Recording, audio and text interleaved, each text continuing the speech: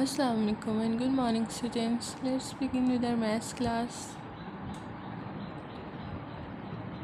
Open your books, page number 17. Today we will study a second rule for solving questions that involve signs of addition, subtraction, multiplication and division. ठीक है, जो हमने पहले rule पढ़ा था उसमें हम लोग लेफ़्ट साइड से क्वेश्चन को सॉल्व करते थे जब हमारे पास एडिशन सब्ट्रैक्शन का साइन इन्वॉल्व होता था एक क्वेश्चन में, या फिर डिवीजन और मल्टीप्लिकेशन का। ठीक है, सो अब हम लोग जो रूल पढ़ेंगे उसमें हमारे पास सभी साइंस इन्वॉल्व हो सकते हैं। 4 ऑपरेशंस के जो साइंस हैं वो 4 के 4 इन्वॉल्व हो सकते हैं। So when there are 2, that is multiplication with addition or subtraction or division with addition or subtraction involved, or more than 2 operations, then we use DMAS rule.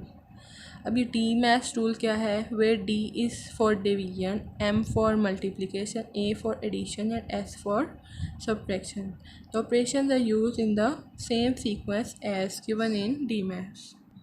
So what the writer is trying to say is कि हमारे पास जो D maths rule है इसके अंदर जो D है वो stand करता है डिवीजन के लिए। डी का मतलब है डिवीजन, एम का मतलब है multiplication, A stands for addition and S stands for subtraction. ठीक है, तो ये हमारे पास ऑर्डर है। फर्स्ट नंबर पे डिवीजन, सेकंड पे मल्टीप्लिकेशन, थर्ड पे एडिशन, फोर्थ पे सब्ट्रैक्शन।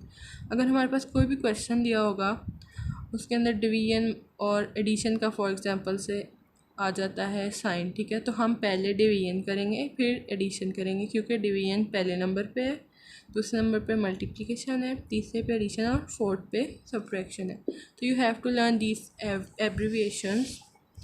अब एग्जांपल की तरफ आते हैं। एग्जांपल में देखो क्या है उसने दिया हुआ।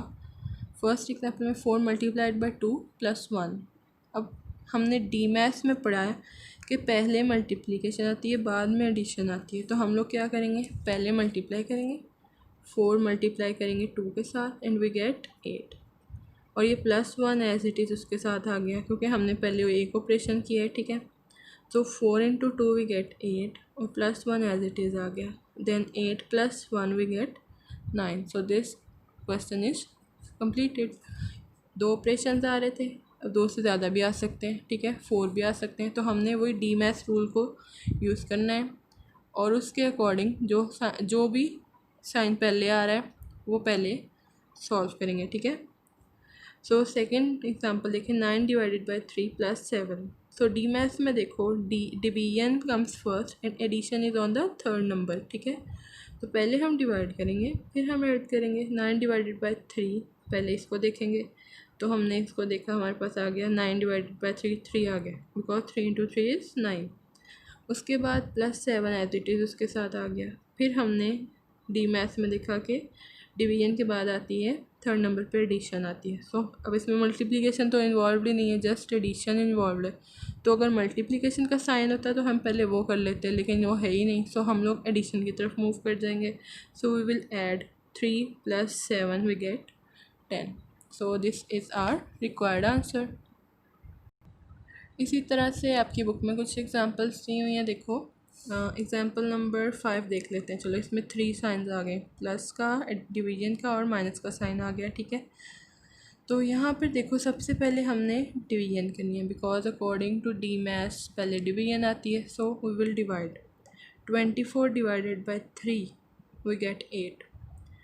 अब जो 24 से इधर वाली टर्म्स हैं वो भी एज इट इज़ आ गई, 85 और प्लस का साइन ऐसे आ गया, और 3 के बाद वाली जो है -11 वो भी ऐसे आ गया। अब ये 24 / 3 जो आंसर आया वो इस पूरे को रिप्लेस कर देगा। ठीक है, 24 / 3 की जगह पे 8 आ गया हमारे पास। अब हमने डिवीजन कर लिया, इसके बाद हमारे पास यहाँ मल्टीप्लिकेशन का साइन नहीं है, तो हम लोग करेंगे एडिशन।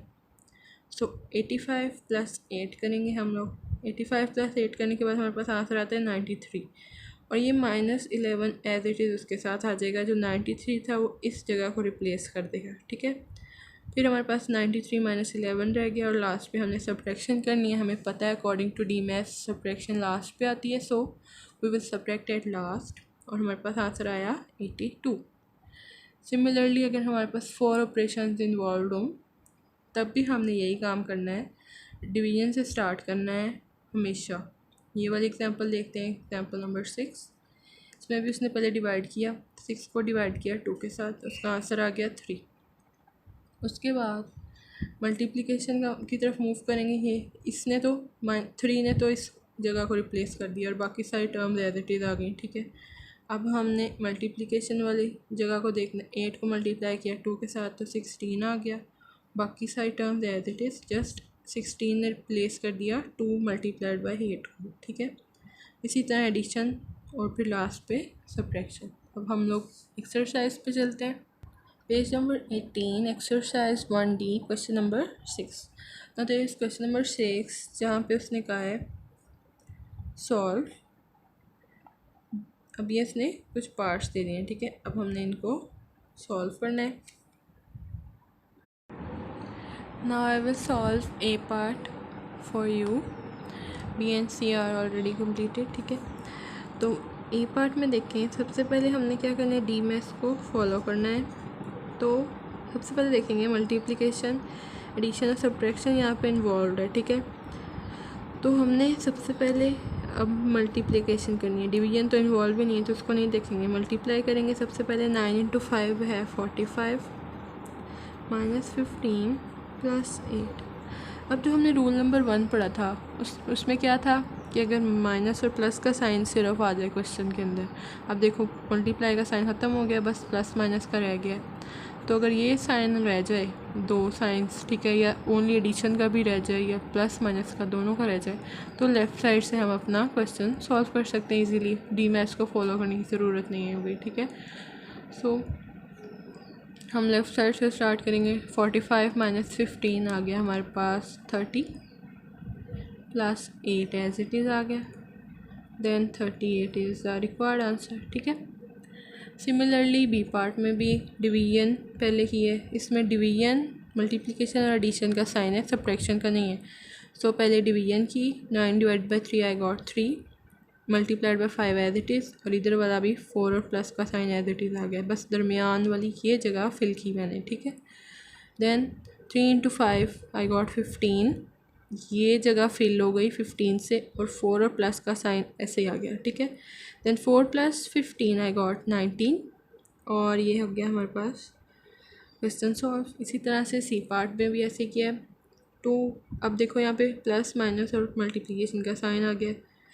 अब हम फिर वैसे ही सॉल्व करेंगे। पहले मल्टीप्लाई कर लिया, 4 इंटू 2, इस जगह को रिप्लेस कर दिया 8 से, और ये सारी जो स्टेटमेंट थी एज इट इज़ आ गई।